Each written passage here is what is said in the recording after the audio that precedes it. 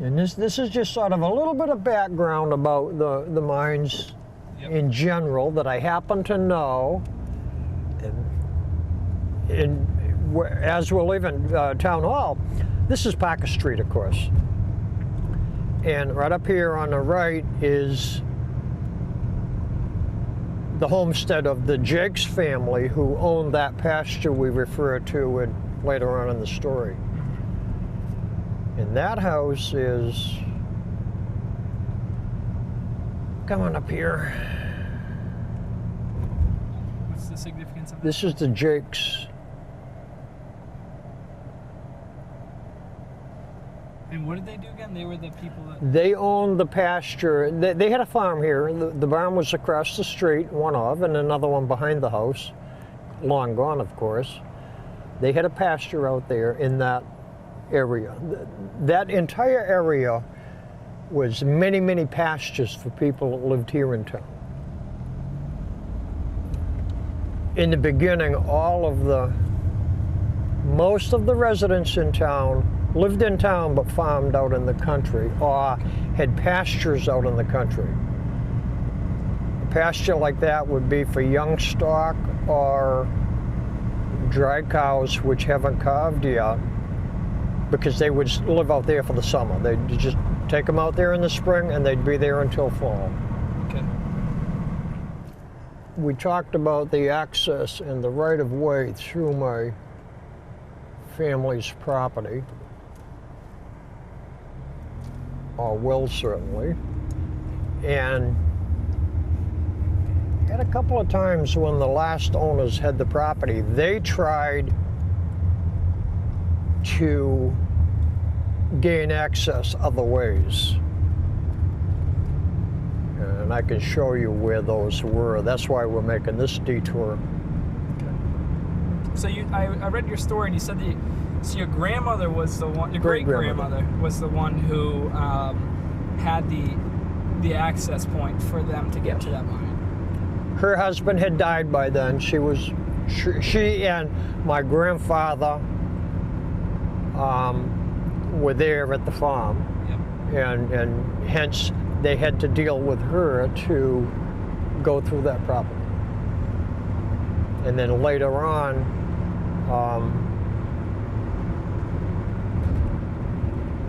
at the end of it, it was my father they ended up dealing with to go through the property. Mm-hmm. But that was later. That was in the late 1960s that they dealt with my dad. Yeah, I heard that so this Newberry was known for its onions at one point? Absolutely.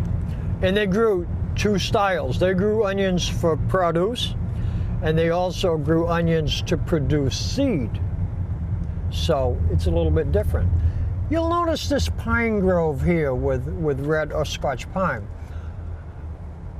That was a common plantation. A lot of people did that. And by tradition, I'm told when a couple or family had a son born, if they were to plant that plantation like that, I believe it's 2 acres, when the son was old enough for college, to harvest that plantation would pay for the tuition. Wow. That's crazy. Well, that's what I heard. That's awesome. Everything has changed here. Highfield Road that we just came through was known as the Highfields District. And it was all pasture. There were many, many plots out in there that were divided off by stone walls. And as I said earlier, a lot of the townspeople had a pasture out there. It also served as a woodlot too for them.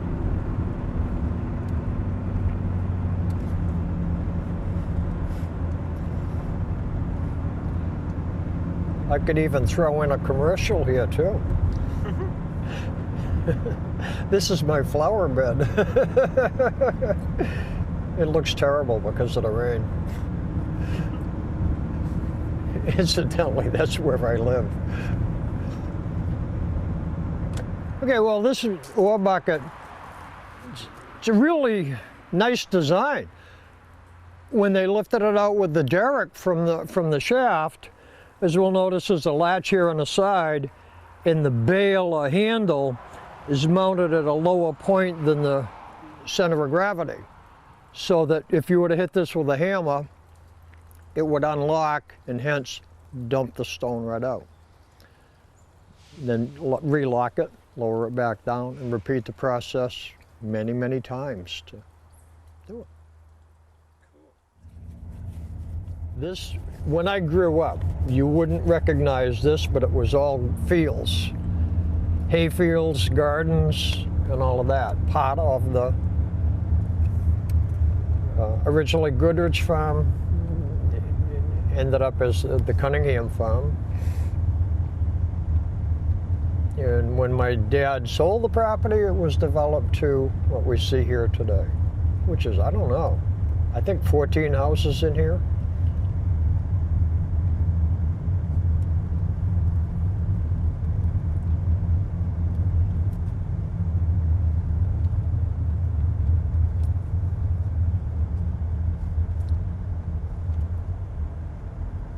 And right here is where we will begin our trek. In my memory, this was all woods up in here on our right, and on our left was pasture for the farm. In the pictures I gave you, right beside this the back side of this gray house, just to the left of it, is where that bunkhouse was, where they slept the night. So there's still a road out here? It looks like this was the road, right? Yes, this was the road, and it was built with the tailings or the diggings from the mine, so it's a really nice foundation. It's all stone. Anything on top is just organic.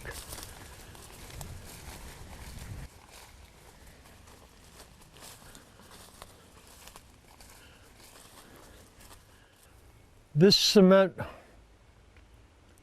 foundation or wall here is the remnants of a coal bunker where they stored the coal to feed the steam boiler in the plant.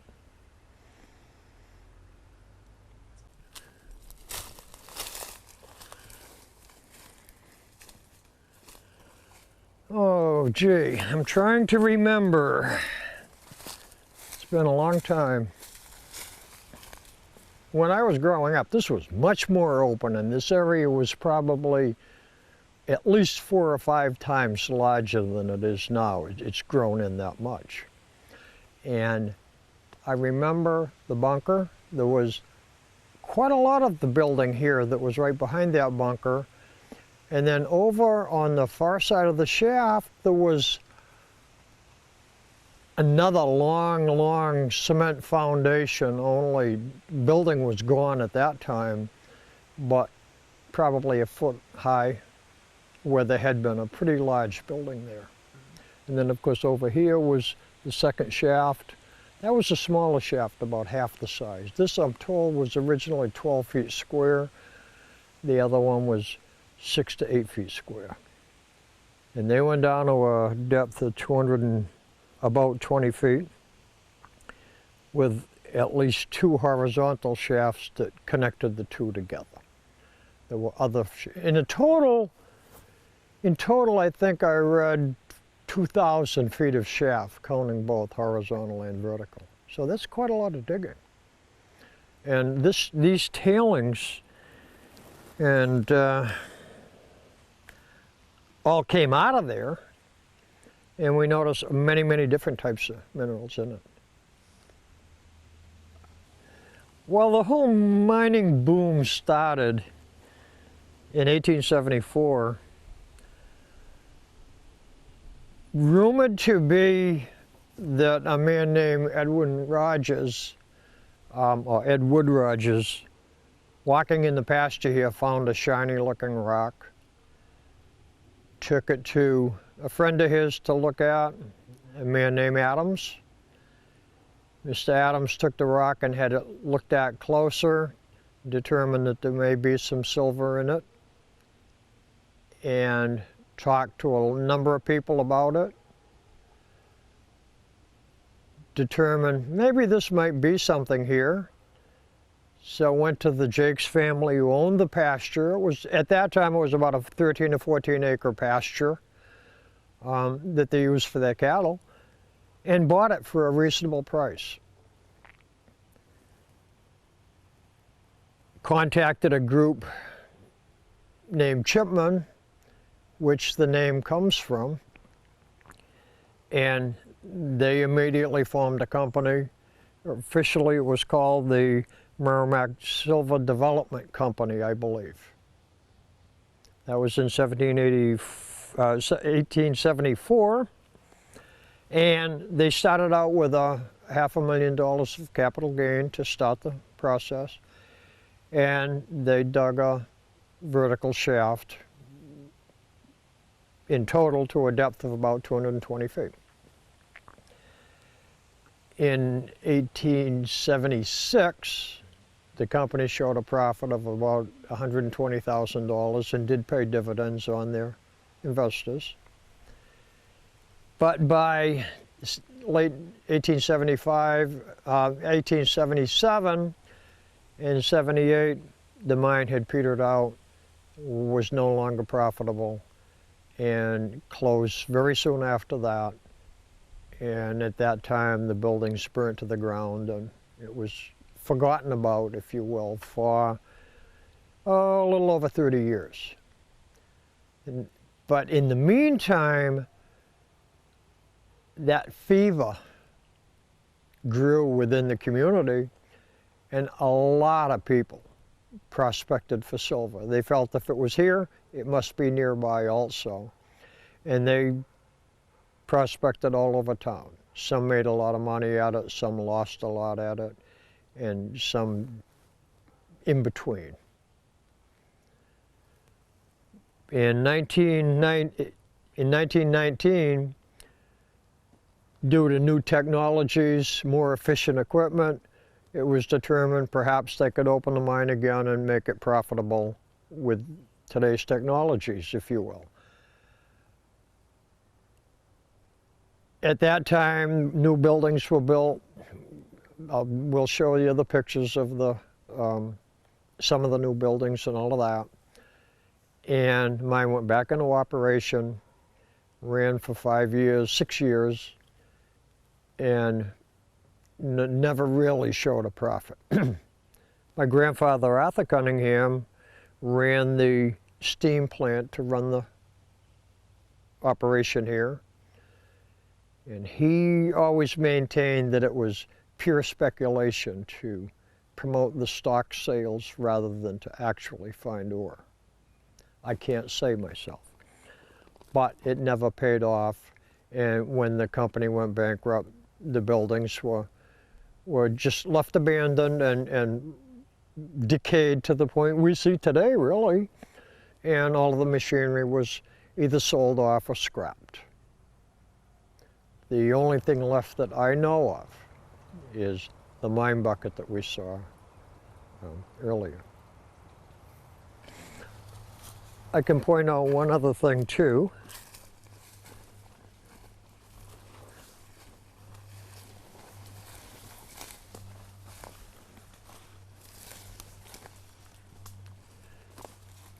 That was the front wall. I can remember that, which extended over somewhere to here and not much further than where it is. And it went that way quite a ways to my right. Probably where this entire mound is. And I don't know. Yes, I think. We see a lot of this, part of foundations left from some of the old buildings.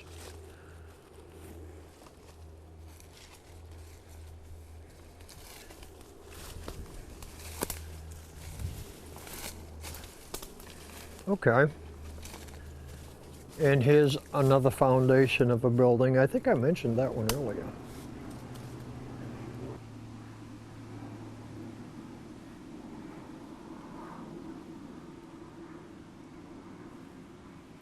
The entire perimeter of this clearing had a mound of stone or tailings around it oh, 6 or 8 feet high.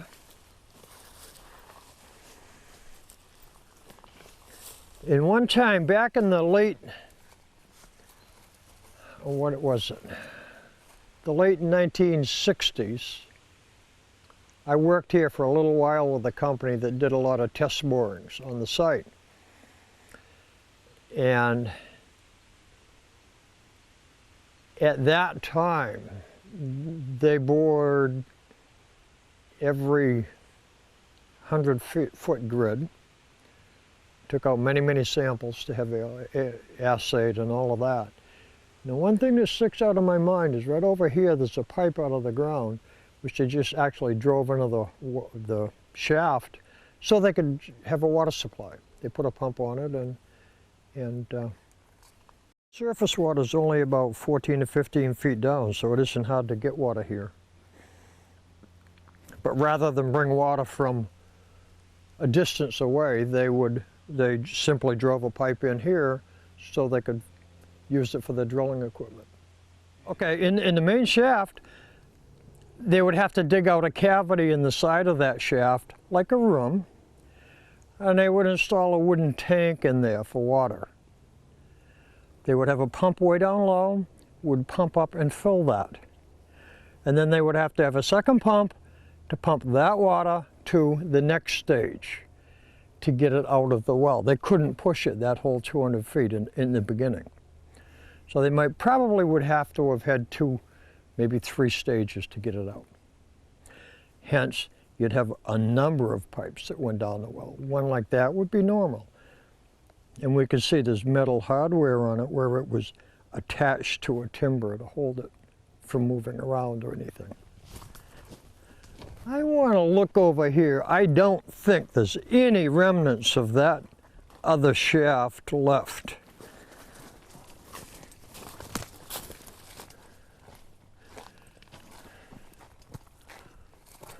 Should be in this area right in here somewhere.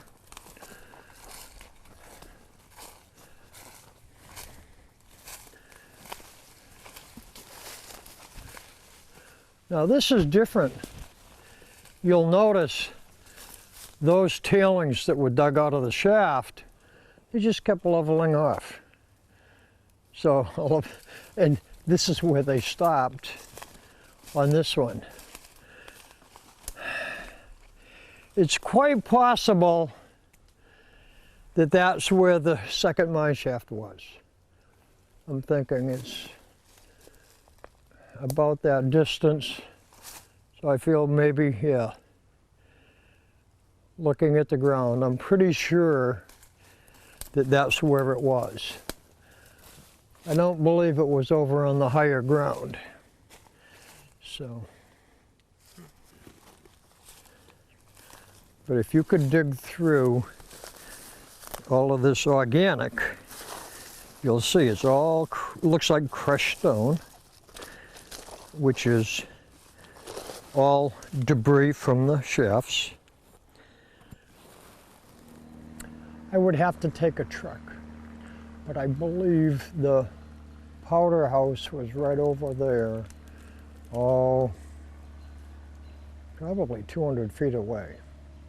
They wanted to store their dynamite the second time around. First time around it would have been just black powder, but they wanted to store that away from the work site for safety. Can you tell me the story about how the people got killed the second time around? That was at a different mine site. Oh, it was a different mine site. I could show you that one, but that's harder to get to than this one. Yeah. In that one,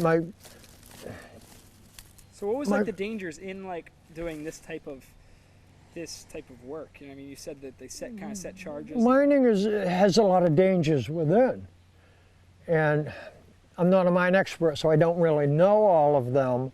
I understand some of the gases are a problem too, but the biggest problem was in the early days of dynamite, it wasn't truly perfected, and it wasn't 100% like it is today. Today it's a science, whereas back then it was hit or miss.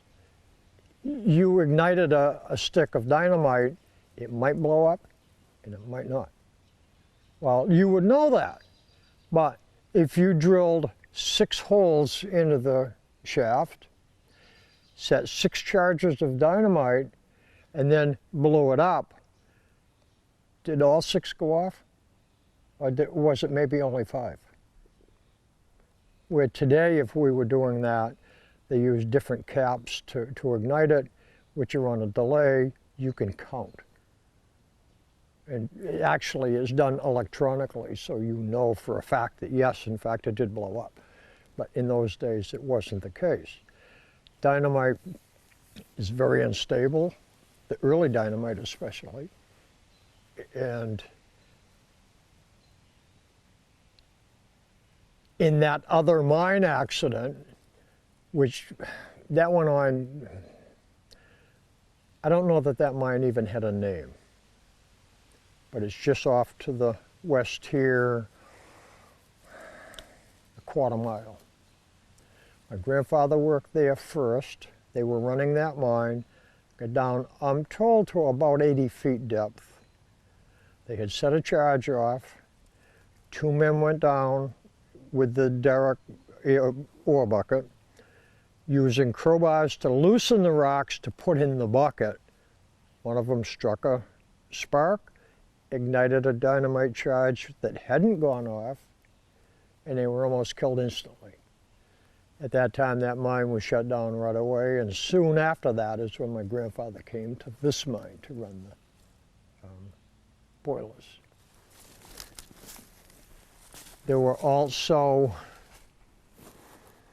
2 more mine shafts that were dug and explosives used between this site and that site. And I have no knowledge of those as to who, when, and how. I would like to look. I'll take a quick walk and see. I don't know why I feel there, because I'm thinking it should be more to my right, but this property is now owned by the Mass Fish and Wildlife and is part of a hunting reserve.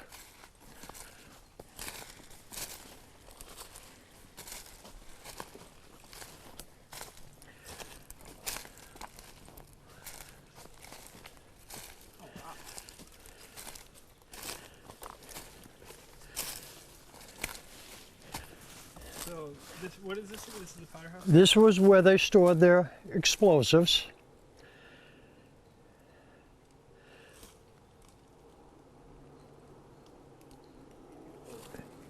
As a youngster growing up in the area, all of the walls were like that. That was as high as it ever was.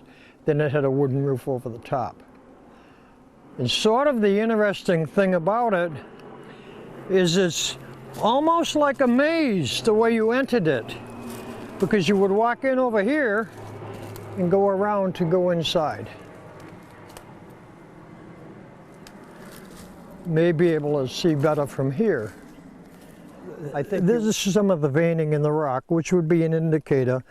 The white is quartz, I do know that. That's about as much as I know about minerals. But it's an indicator of the presence of your better minerals.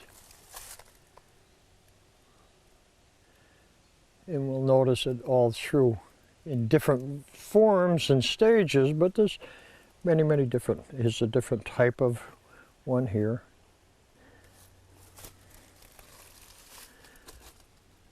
This is what we refer to as freestone. It's not quarried, it's just broken rock. Hence the term freestone. All of your stone walls, for example, they were very important for 2 reasons. This stone wall here is a boundary, or was at one time, between 2 people's lands. In this case, probably that's the only reason it was built. But in a lot of cases, it's to either separate a field from a wooded area, or also because it's a field and you're using it as such, you want to get rid of the rocks, so you put them to the edge to build a wall. So there were plenty of them to do that. This is an interesting site here. Very typical.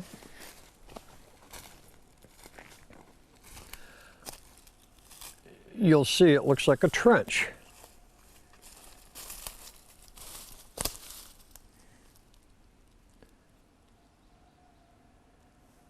And people would dig these all over town, and I've seen many, many traces of this throughout the woods, literally all over town, where they would dig down to the rocks, solid rock, to look for those veins I mentioned as that indicator.